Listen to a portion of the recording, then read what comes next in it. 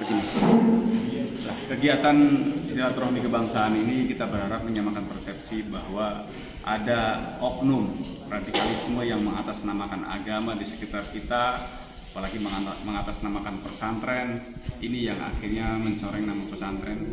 Padahal sejatinya pesantren membangun peradaban yang baik. Ini ada hidden kurikulum. Ini ada sebuah gerakan makar mendirikan negara dalam negara. Dan kita berharap dari agenda ini MUI dan Kementerian Agama menindaklanjuti kegiatan ini, termasuk juga membuka hasil penelitian yang lama tentang hasil penelitian yang sudah final dan dibukukan agar segera membuat fatwa terkait masalah NI dan Al-Zaitun sesat dan menyesatkan. Dan Kementerian Agama juga segera menindaklanjuti, mengambil alih, karena ini sudah sangat membahayakan. Ini bukan gerakan keagamaan, ini gerakan politik. Bahkan ini kita bilang ini kejahatan kemanusiaan atas nama agama. Orang yang sudah bergabung akan dihancurkan ekonominya, dihancurkan akhlak dan akidahnya, dihancurkan masa depannya. Ini atas nama agama dan ini besar di pondok pesantren. Ini sangat membahayakan.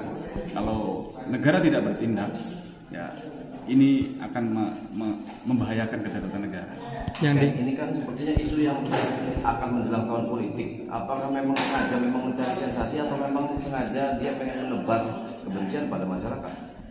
Sejatinya memang ini ada gerakan makar dari dulu. Dan NI ini memang mengkolaborasi ajaran NI dengan ajaran Isa Bugis dan lembaga kerasulan.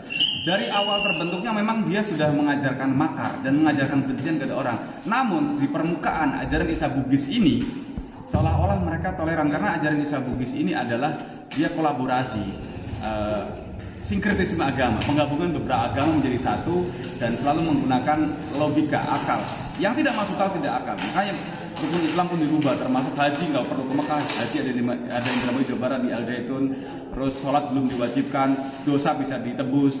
Nah ini gerakan-gerakan ini kan gerakan clandestine, gerakan bawah tanah, dan informasi ini sudah ada di tangan MUI dan Kementerian Agama pada saat itu yang dihasilkan. Jadi cukup dibuka saja, saya rasa masyarakat sudah tahu buat fatwa dan ini menjadi landasan aparat untuk menindak Al-Zaitun juga secara hukum.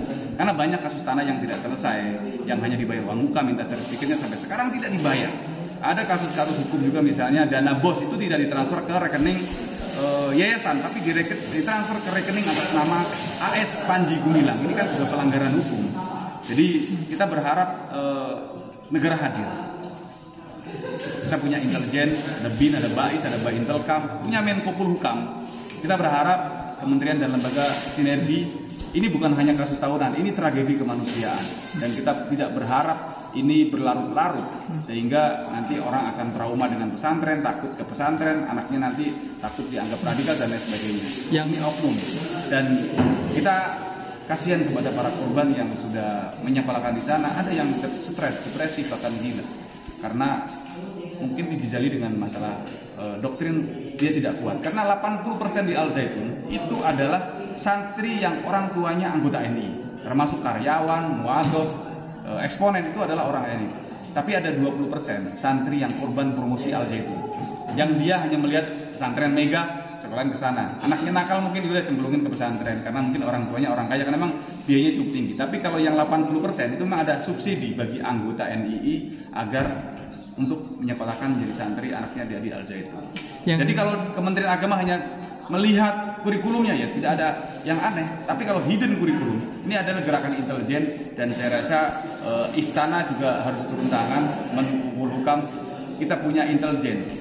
Jadi jangan sampai seolah-olah intelijen tidak bergerak. Ini adalah gerakan yang sangat membahayakan kedaulatan bangsa.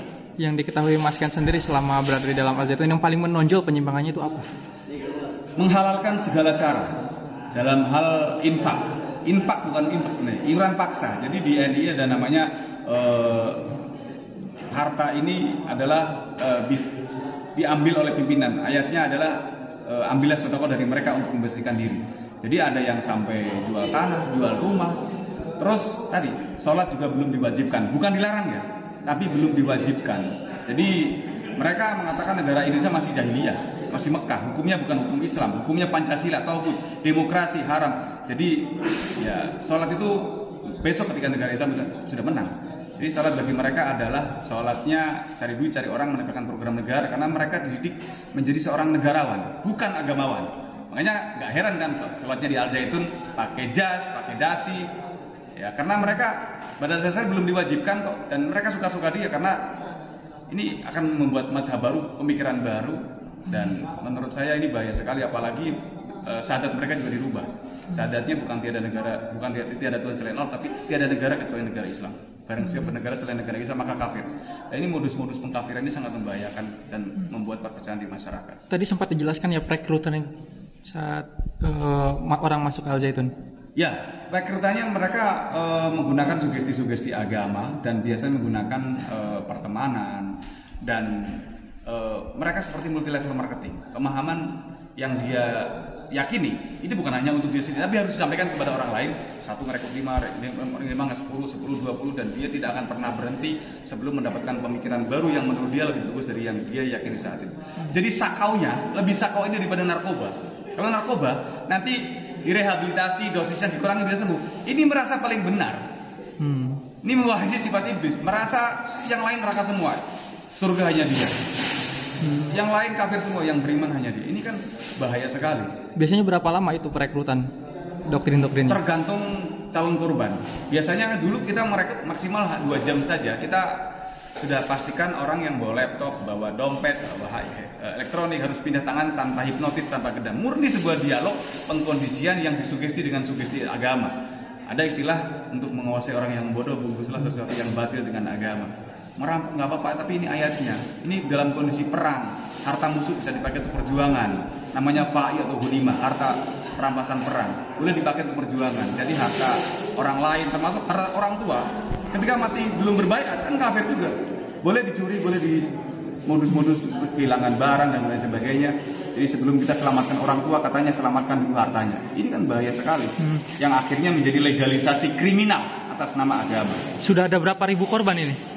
Laporan yang kayak ini Kris Center sudah puluhan ribu. Dan terakhir kita yang paling banyak yang kita tangani yang sudah kembali ke NKRI di Sumatera Barat, satu sesi kita ada 1.157 anggota NII, ex-NII yang kembali ke NKRI di Jambi, di Riau, di Sumsel, di Maren Lampung, di Jawa Barat, Jawa Tengah, seluruh tersebar di kita.